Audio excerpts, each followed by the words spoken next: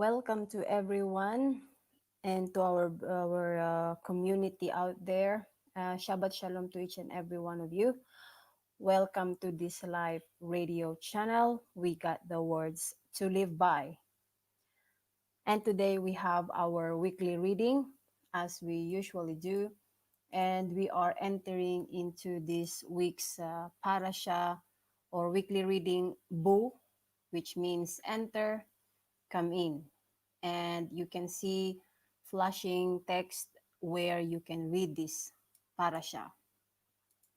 So I hope that you had some wonderful week in past, and now we have reached our weekly reading.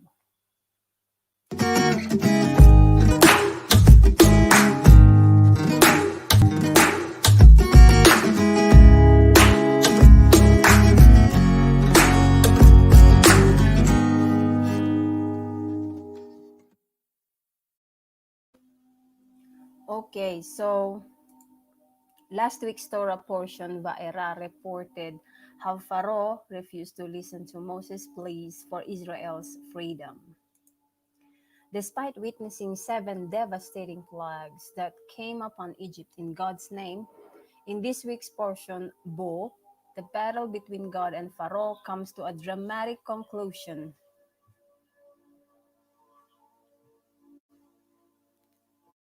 The last 3 of the 10 plagues are unleashed upon Egypt. A swarm of locusts devoured all the crops and greenery. A palpable darkness enveloped the land for 3 days, and all the firstborn of Egypt were killed at the stroke of midnight of the 15th of the month of Nisan. So before the final plague, God instructed the Jewish people to establish a new calendar based on the sighting of a new moon of spring. On the 10th day of that month, God told the people to acquire a Passover offering to him, namely an unblemished lamb or goat, one for each household. On the 14th of that month. Between the evenings, the animals would be slaughtered and its blood sprinkled on the doorposts and lintel of every Israelite home, so that God would pass over these dwellings when he come to kill the Egyptian firstborn that night. The roasted meat of the offering was to be beaten that night with unleavened bread, matzah, and in Hebrew it's called matzah, and bitter herbs, maror. God then commanded the Israelites to observe a 7-day feast of matzah to commemorate the Exodus for all subsequent generations. So we're gonna get into the depth of this parasha, and it says here, "Come in to Pharaoh," says God to Moses in the opening verse of Bu. "Come, for I have hardened his heart and the heart of his servants, that I might place these my signs in his midst." 7 plagues have failed to convince Pharaoh to accede to Moses' demand in God's name. "Let my people go so that they may serve me." Time and again, while in the throes of a devastating plague, Pharaoh has promised to let the Hebrews go, only to renege the moment the affliction has been removed. So, from Rabbi Shimon Bar Yochai continued, "It is now fitting to reveal mysteries connected with that which is above and that which is below. Why is it written, 'Come into Pharaoh'? Ought it not rather have said, 'Go to Pharaoh'? Why come in?" It is to indicate that God brought Moses into a chamber within a chamber, into the abode of the supernal mighty serpent that is the soul of Egypt, from whom many lesser serpents emanate. Moses was afraid to approach him because his roots are in supernal regions, and he approached only his subsidiary streams. When God saw that Moses feared the serpent, he said, "Come in to Pharaoh." Now, it says here, "For I have hardened his heart and the heart of his servants." What does this mean for us? When Pharaoh would soften, his servants and ministers would harden themselves. When they would soften, Pharaoh would harden. When both would soften, God would harden their hearts. That is a little bit confusing, and that is written in Midrash Haggadol. So Moses was distressed to see the forces of evil capable of such resolution and determination. So God said to him, "They on their own do not possess such power. It is only because I have hardened their hearts." So there's a strong message here that says that once a person actually hardened their hearts in the first time, God would still give the chances for you to return to Him and to um, accept your mistakes or your trespasses.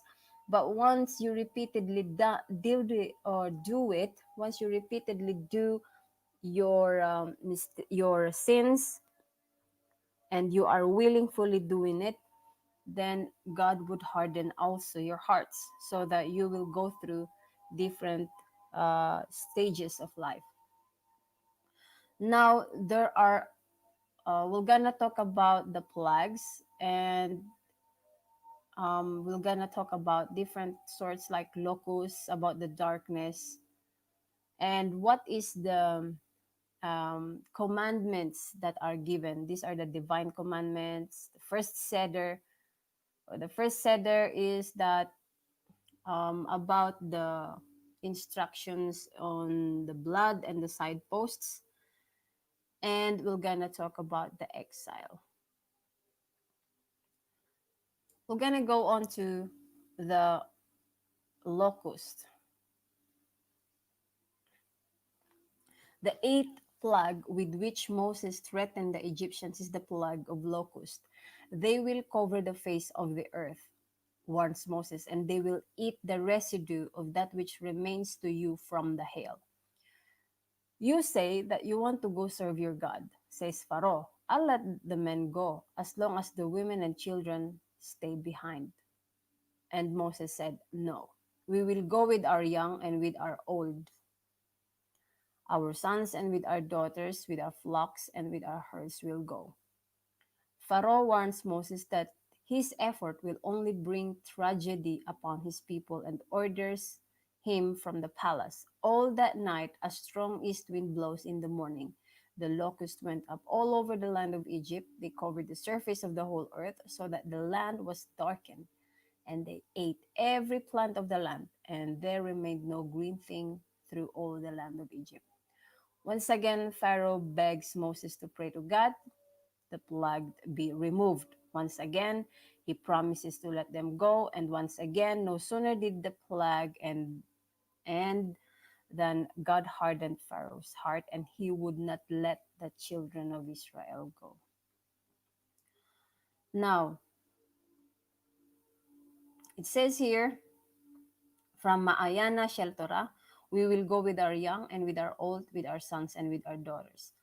Pharaoh was willing to let the menfolk go as long as the children remained behind, for as long as the younger generations remain in Egypt, there would be no future for the people of Israel. So the pharaohs of our day have the same attitude. If the older folk wish to cling to Jewish tradition, that is perfectly acceptable, but the youth should be raised in the spirit of the times. And it's actually really true that in our times we could see these kinds of method in our community and in our society, that you are there's a sort of system that says that allow your children to live free. So there is no distinction or there is no identification you can give to a child, or you cannot teach them the ways of faith or a religion, because it is against some of the system It's against the systematical law and belief of many people. But when we look at the biblical terms, this is actually an attitude of a general system, um, or a community where a pharaoh wants that, okay, we let the old people go because they are old, and soon enough they're gonna wither away, and the continuation of the lifestyle will be after the women, because the women can reproduce and the children can continue the lifestyle because they have adopted it from the old ones. And this means that the learning of an spiritual education or spiritual education is not much important here.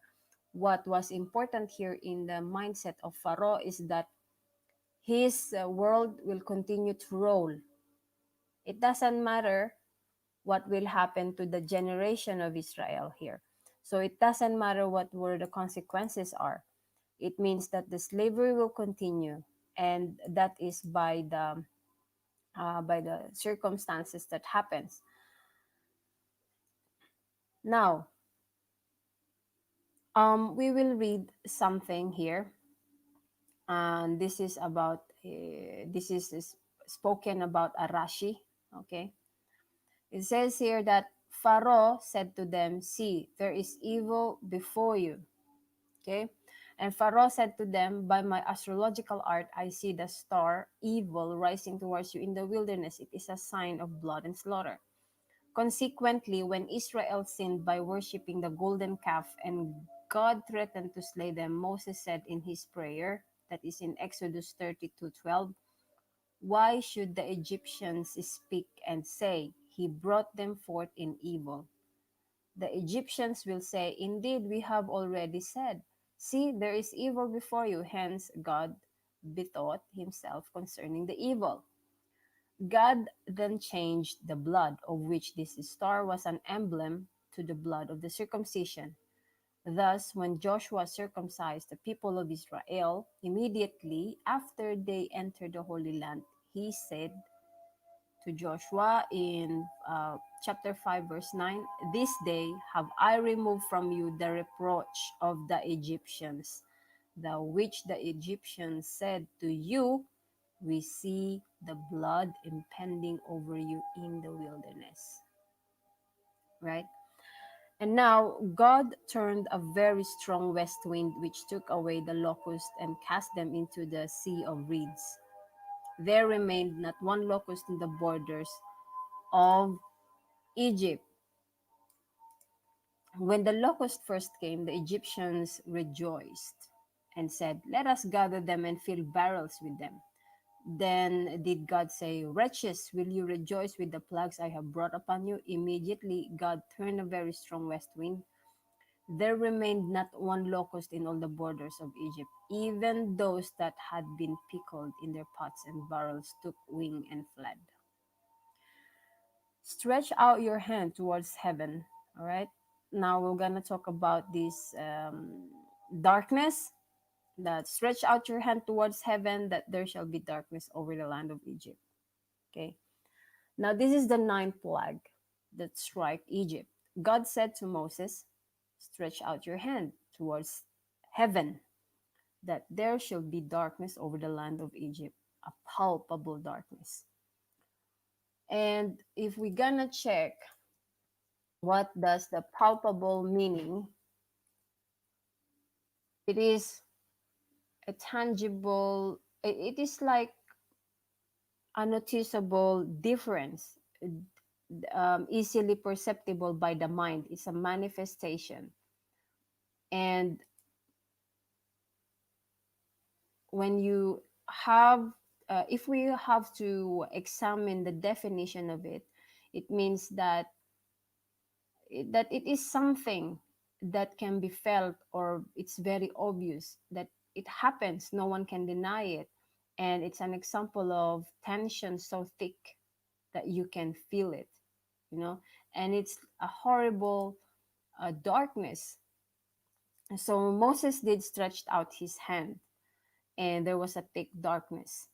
So a man did not see his fellow, nor did anyone get up from his place for 3 days, because it's a total darkness. Now, Pharaoh has agreed to let even the young children go. Only let your flocks and your herds stay behind. So, this is again the general system that first they withhold the youth and the women behind, but they let go the older ones because the older ones can actually decide for themselves and so forth and so on.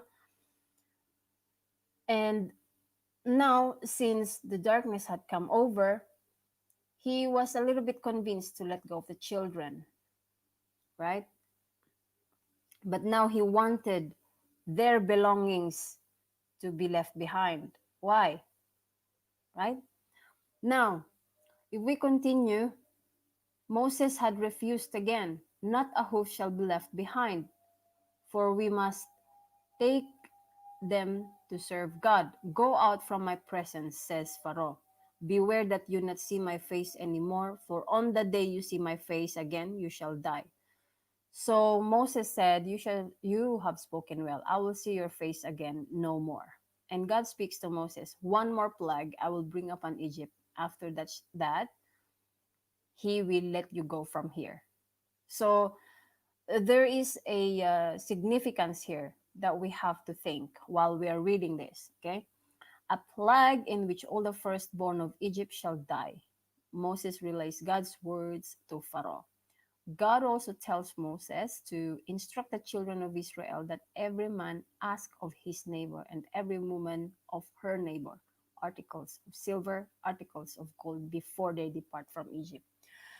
There are two things here that we have to consider when we read this. First, um, there was a conversation between Pharaoh and Moses that I will, okay, get out of my sight, but you have to be careful not to meet me again, or else I will destroy you. And Moses said, okay, you have said that, and I will not meet you again. So there was a conversation, and there was no clear definition where their conversation was going.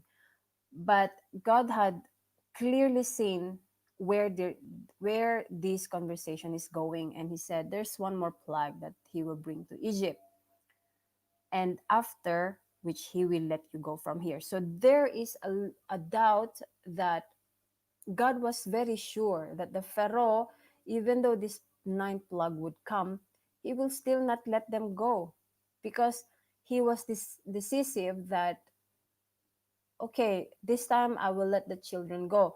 There is no um there was no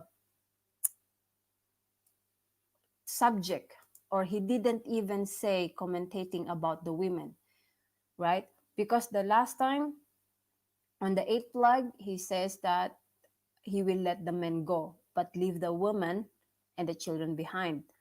Now on the ninth plague he just spoke about the children go, and then he did not describe the women. He just said that let your flocks and your herds stay behind. There were no description what is his plan about the women. So in my understanding, this should be like a clarification that he still want the women to reproduce future generation.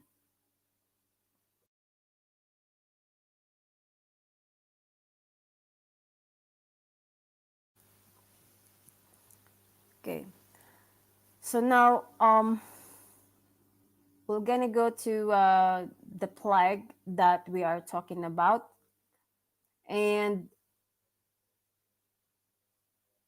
it says here that a plague about the firstborn of Egypt, and that the firstborn shall die.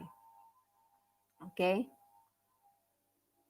so now there is an instruction that God gives to Moses, that he shall speak into the children of Israel, that every man ask of his neighbor and every woman of her neighbor. Okay, so from here, since the Egyptians took away the freedom from the Israelites people, there's this sense that every man cannot leave Egypt without asking the richness of Egypt, right? They cannot leave Egypt unless they have to ask every man of his neighbor and every woman. So there is the article silver and gold. You see, these are the things that will be used afterwards to serve God. Now, why did God bring darkness upon the Egyptians?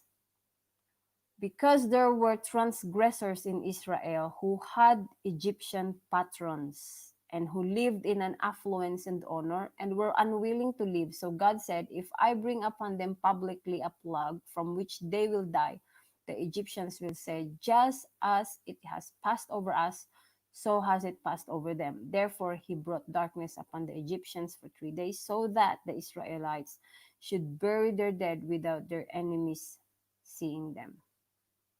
Right? And there's a word that says, a man did not see his fellow, nor did anyone get up from his place for 3 days. There were 6 days of darkness during the first three. A man did not see his fellow. During the last 3 days, one who was sitting could not stand up, one who was standing could not sit down, and one who was lying could not raise himself upright.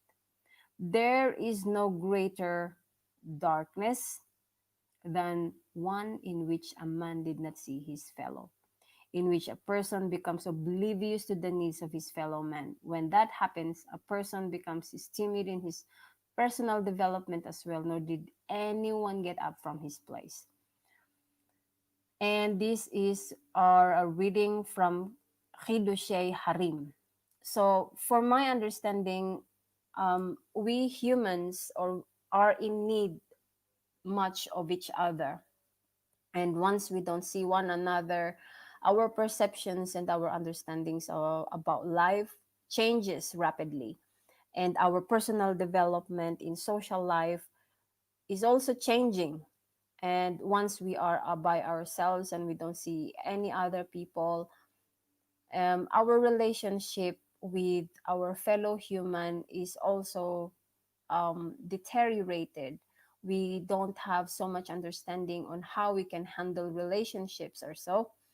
And therefore, there was a great help in these circumstances that the darkness could help them to not see one another.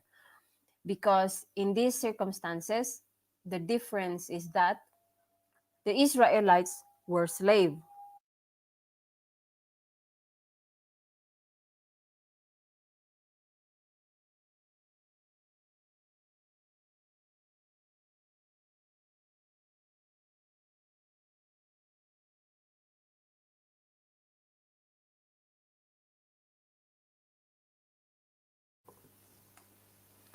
Now,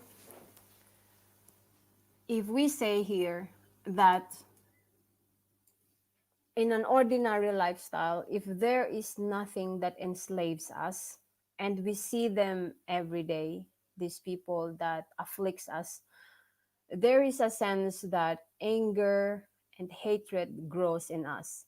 Some of us cannot probably get away from that kind of emotion, and probably we would fall into the pit of destruction or destructing even our own selves.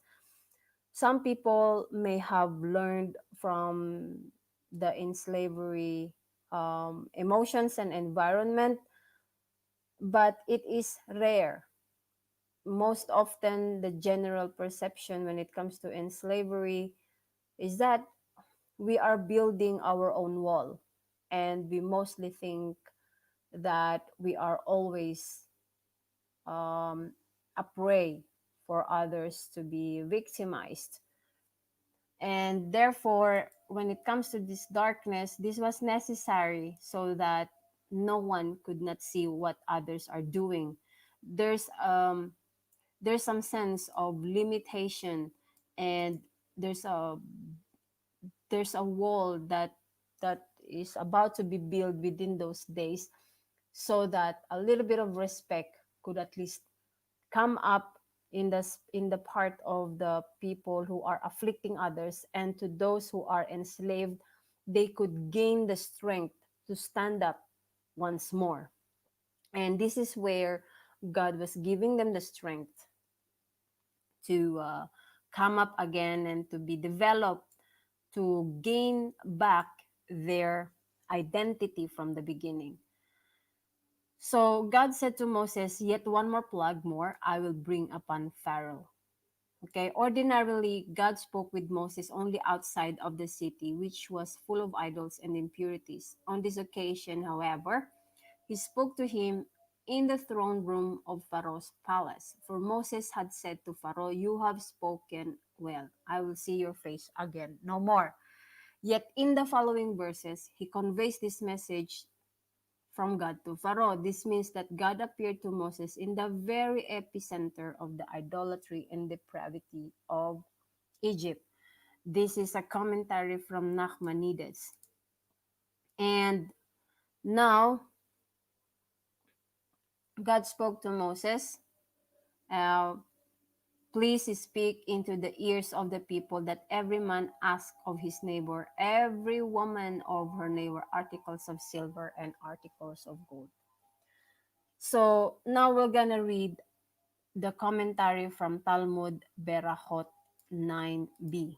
To what is this comparable? To a man who is locked up in a prison and is told, "Tomorrow you shall be freed from a prison," and given a lot of money. Says he, "I beg you, free me today, and I ask for nothing more." But God had said to Abraham at the covenant between the parts, "Know that your children shall be strangers in the foreign land, where they will be enslaved and afflicted, and afterwards they will go out with great wealth." So, if we look at the story about the man who is imprisoned and is told to be freed by tomorrow, but the prison man was begging to be freed today, which means that he is exchanging his tomorrow just because he heard that he will be freed tomorrow, and he wants to be freed right now. There is no patience, there is no endurance, there is no perseverance. And here God is teaching us that out of our experience, there's a birth that comes out in that, where we will come out with great wealth. With this great wealth, it's not just the physical wealth that also comes along with it, but comes along with this was a great wealth in wisdom and understanding and experience that we will learn through those kinds of affliction, those in slavery that we have experienced. Any either of us had experienced all sorts of in slavery, whether we say that there's a big difference of then and now, there's still a similarity of in slavery in our lifestyles now. If we could see what kind of things that enslaves us and took our time and forgetting God, what happens is that we are even afflicted in our soul. We find no peace and we find no sense of understanding in what's happening. We find no sense of empathy and sympathy towards other because we are so enslaved and we are so afflicted and broken. But God had promised that to Abraham, that there was a sure future. It says here, "Know that your children shall be strangers in a foreign land." So it was normal that we can be strangers in a new environment. It is normal to enter a place where we don't know nothing. It was normal that God had said that you will enter this position where you have no understanding, where you are a stranger in that land. But And once you are become a stranger in that land, you will become enslaved and afflicted. It's normal in this life to go through the trials, to become a stranger and then a new environment, to learn new things again. But the reward is afterwards. We will go out with great wealth. Now we're gonna read the commentary in Talmud Berachot 9b. So God had to plead with them, please ask the Egyptians for gold and silver, so that the righteous one should not say, they will be enslaved and afflicted. He fulfilled, but he did not fulfill, and afterwards they will go out with great wealth. So if we remember in Genesis chapter 15, from verse 13 to 14, when God says to Abraham that he was telling Abraham actually what's going to happen to the future children, that they will become strangers in a foreign land. They will become enslaved and afflicted. So it was a short, it was a short message, and it's not so much detailed what kind of enslavery they will experience, what kind of affliction they will feel. So this may vary from this generation, but the records says that they will come out with great wealth. And therefore, when it comes to Moses, God said to them that ask the Egyptians for gold and silver, right? So the articles are one of the things that the Egyptians are withholding so much in their traditions and in their culture. So you have to imagine the cultural aspects and the tradition and the wealth of this system, right? And suddenly, this enslaved community will ask of that because they will bring it out of that system. They will take it with them, right? So God fulfilled this promise from Abraham. So why was it so important that the children of Israel should carry out the wealth of Egypt to the extent that this was foretold 100 years earlier to Abraham as an indispensable component of the redemption? Have you been asking that? So every creation contains a spark of holiness, which embodies its divine purpose. When a person utilizes an object, force, or phenomenon to serve the Creator, thereby realizing its function within God's overall purpose for creation, he redeems and elevates the divine spark at its core. Every soul has its own spark scattered about in the world, which actually from an integral part of itself. No soul is complete until it has redeemed those sparks which belong to its mission in life. Therein lies the purpose of a galut in all forms. The exile of the soul from its sublime origins to the physical world, and the various exiles that nations and individuals experience in the course of their history, impelled from place to place and from occupation to occupation by seemingly random forces. All is by divine providence, which guides every man to those possessions and opportunities whose spark is intimately connected with his. And as the father and prototype of all the exiles, the Egyptian Galut was highly concentrated period of history in which the foundations were laid for all that was to unfold in subsequent centuries. The material world contains 288 general sparks, each of which includes innumerable offshoots and particles. Of these, 202 were taken out of Egypt, redeemed, and elevated when the Jewish people carried out its gold and silver and used this to construct a sanctuary for God in the desert. Check Exodus 25 to 31. So, now we're going to talk about the mitzvot. God then conveys to Moses and Aaron a series of mitzvot, divine commandments in preparation for their exodus, their exile from Egypt. The first commandment was to set the Jewish calendar in accordance with the monthly birth of the new moon, to regard the month of the Exodus as the head of months. The second mitzvah is to bring a Passover offering to God while still in the land of Egypt. On the 10th day of this month, they shall take to them every man a lamb for each household. And then comes the first seder. They shall take the blood and put it on the two side posts and on the upper doorpost of the houses in which they shall eat it. They shall eat the meat in that night, roasted with fire, and with unleavened bread, and with bitter herbs they shall eat it. And there's an instruction that thus you shall eat it with your loins girded, your shoes on your feet, and your staff in your hands. You shall eat it in haste. It is God's Passover. For why? Why did he instruct this? Because God says, "For I will pass through the land of Egypt this night, and will smite all the firstborn in the land of Egypt, both men and beast, and against all the gods of Egypt I will execute judgments."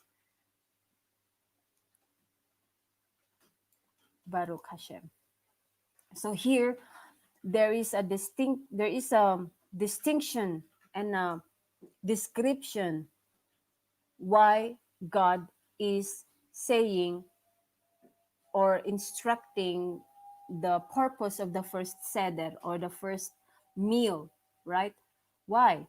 Because he will pass through the land of Egypt. And it is the first seder is like a meal that they shall do for God's Passover, right? It's like they have to celebrate because God had passed over, and he Passover is like, in my own term, is victory, because it's God's victory, and that he executed judgment against the gods of Egypt. And his judgment is over the man and beast. It means that he has the dominion over the man, over the land, over the man, and over the beast, and even the gods. And if you read this verse, there is a distinction between the letters. It's a small g, letter G. It's gods of Egypt, right? Now, this blood, the first seder consists of is blood. So the blood shall be to you for a sign upon the houses where you are. When I see the blood, I will pass over you, and the plague shall not be upon you to destroy you when I smite the land of Egypt. So there is a description of the meaning of the blood. There is a purpose, there is a meaning, and there's a description, right? The purpose of it was that it's a symbol so that they will be saved, so that there's no destruction to come over them. And then the description is that they have to eat it. They have to take the blood and put on the side post, and then they have to take a meat and they have to eat it roasted in fire. And the way they have to eat it, there's an instruction that the way they have to eat it, their shoes should be on their feet, so they are like ready to go. They should be dressed like ready to go, right? They have the staff in their hands. It's like a stressful meal, because it's Passover. We have to go so soon. For me, that's the meaning of Passover. We have to go so soon. And then the purpose was to that God would show them how he execute his judgments over the land, over the man, and over the beast. Now, we're going to talk about the continuation of the first seder or the mitzvot, And the event shall be established a festival for all generations. For on this very day I have brought your host out of the land of Egypt. 7 days shall there be no leaven found in your houses. In all your habitants shall you eat matzot. So there's again an instruction about the unleavened bread and how they will eat it, how many days, and about their environmental instructions should be found no uh, leavened bread, right? So now we're gonna go to Exodus. So it came to pass at midnight that God smote all the firstborn of the land of Egypt, right? From the firstborn of Pharaoh that sat on his throne to the firstborn of the captive that was in the dungeon and all the firstborn animals. Pharaoh rose up in the night, he and all his servants and all Egypt. There was a great cry. And there was not a house where there was not one dead. Every firstborn in the whole land of Egypt died, the man and the beast. So he called for Moses and Aaron by night, get up and get out from among my people, both you and the children of Israel. Go serve God as you have said. Also take your flocks and your herds as you have said, be gone and bless me also. So Egypt was urgent upon the people to send them out of the land in haste, for they said, we are all dead men. Right? Now, remember the first seder when they eat it, how they were dressed, how they should be, how they should feel when they're eating it. They should eat it in haste. So if we go and find haste definition, it means it's a hurry, it's a speed, it's an expedition, it's a dispatch. It's a it's it's a strong suggestion of agitated. It's like you have to hurry, you have to go so soon, right? You have to eat it because we are going. So it's like it's telling you to be ready because soon you will get out of here, right? So it was like a preparation when the plague came. It was a preparation that when God smote all the firstborn, then right there in that night, the Pharaoh called Moses and say, "Get up and get out of here. Take your people with you and all of their belongings."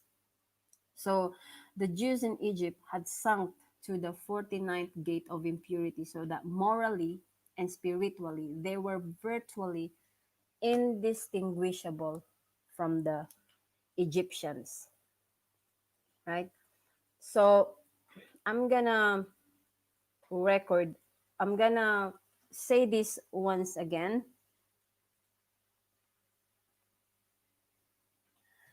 So it came to pass to at midnight that God smote all the firstborn in the land of Egypt. That is in 1229. The Jews in Egypt had sunk to the 49th gate of impurity, so that morally and spiritually they were virtually indistinguishable from the Egyptians. Thus, when God passed over the Jewish firstborn to kill the Egyptian firstborn, the divine attribute of justice argued, how are these any different from this? These are idol worshippers, and these are idol worshippers. Nevertheless, God chose to extract the children of Israel from the bowels of Egypt and acquire them as his chosen people. So, this is why the plague of the firstborn occurred precisely at midnight. The first half of the night embodies the divine attribute of Gevorah or justice. Gevorah means justice. And its second half, the divine attribute of Chesed or benevolence. So midnight is the juncture that fuses and supersedes them both, since the power to join two opposites can come only from a point that transcends their differences.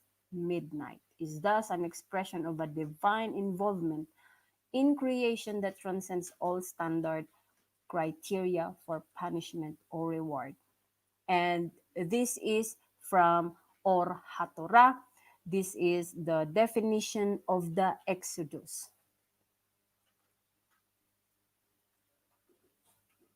Now, so the Hebrew word Rav, there was a word that says a mixed multitude went up also with them. Okay, so hastily when they were sent out by the Pharaoh, um, hastily, the children of Israel driven out by the Egyptians, that the people took their dough before it was leavened. So remember, there was a leavened bread and it didn't even rose up. Their kneading troughs being bound up in their clothes upon their shoulders. So they went out with their dough. There's no time for the dough to rise up. So it was an unleavened bread. Nor did they forget to take the wealth of Egypt with them as God had requested. So they even requested of the Egyptians the articles of gold and silver, and God gave the people favor in the sight of Egypt, so that they lent them, and they despoiled Egypt. So a mixed multitude went up with them, flocks, herds, very much cattle, and then the children of Israel journeyed from Ramesses to Sukkot, and 600,000 men on foot beside children. So they baked the unleavened cakes of the dough, which they brought out of Egypt, for it was not leavened. And as they were driven out of Egypt, could not delay, they were unprepared. So remember this day, Moses said that, remember this day in which you came out from Egypt, out of the house of bondage, for by strength of hand God brought you out from this place. No leavened bread shall be eaten. This day you came out in the month of spring. Right? So now it says here that the Hebrew word Rav, or multitude, has a numerical value of 202. The mixed multitude represents the 202 sparks of holiness that Israelite or Hebrew people extracted from Egypt. It's a commentary. It's a commentary alone itself. So now it came to pass that on that day that God took the children of Israel out of Egypt. So in the Passover Haggadah, we say, if God had not taken our forefathers out of Egypt, we, our children, and our children's children would still be enslaved to Pharaoh in Egypt. Our sages explain that the children of Israel had become so entrenched in the paganism and depravity of Egypt, and the Exodus came at the very last possible moment as they approached the very brink of total indistinguishability from the Egyptians. Had they remained slaves in Egypt a moment longer, there would have been no children of Israel to redeem. So if we go to the Psalms 105:38, Egypt rejoiced when they left, and said Rabbi Berechiah, this is the comparable to a fat man who is riding on a donkey. The donkey longs, oh, when will he get off me? And the man longs, oh, when will I get off the donkey? As soon as he gets off, the man is happy and the donkey is happy.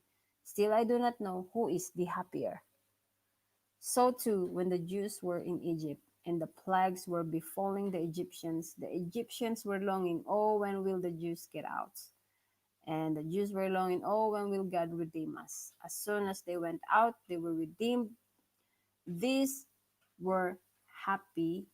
These were happy, and these were, the Egyptians were happy and the Israelites were happy. Still, we do not know which was happier until King David came and said, Egypt rejoiced when they left. There was a distinction there that the Egyptians were happy when they left. And You shall relate to your son on that day, saying that this is done because of what God did for me when I came out of Egypt. So, in every generation, a person is obligated to see himself as if he himself came out of Egypt, as it is written, this is done because of what God did for me when I came out of Egypt. So, there is a message about the exile in Egypt, right?